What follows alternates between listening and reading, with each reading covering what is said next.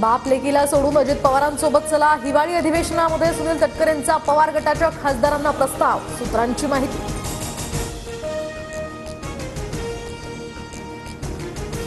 तर तटकरेंच्या या प्रस्तावानंतर सुप्रिया सुळे संतापल्या। सुळेंनी प्रफुल्ल पटेल यांना फोन करून नाराजी व्यक्त केली, असा विचार येतोच कसा, सुप्रिया सुळेंचा पटेलांना सवाल, सूत्रांची माहिती।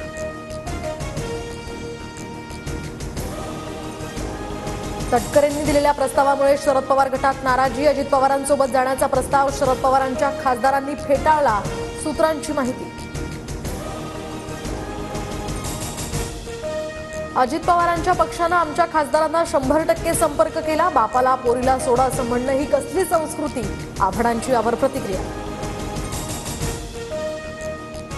पवनचक्की कंपनीच्या मालकांना खंडणीचा त्रास, शरद पवारांची मुख्यमंत्री फडणवीसांशी फोनवरून चर्चा, मुख्यमंत्र्यांकडून दहशत मोडून काढण्याचं आश्वासन। धनंजय मुंडे यांच्याकडून मंत्रीपद वाचवण्यासाठी लॉबिंग सुरू, तर काल धनंजय मुंडेंनी खासदार प्रफुल्ल पटेल यांची भेट घेतली, तर बैठकीनंतर धनंजय मुंडेंची तटकरेंशी फोनवरून चर्चा।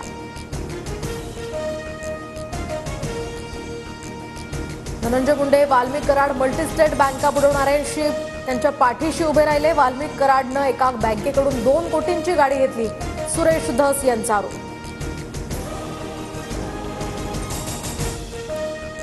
मुंबई पालिका निवडणुकीसाठी राष्ट्रीय स्वयंसेवक संघ आता दक्ष, तर राज ठाकरेंच्या भेटीनंतर आशिष शेलार यांची संघाच्या वरिष्ठांसोबत गोपनीय बैठक।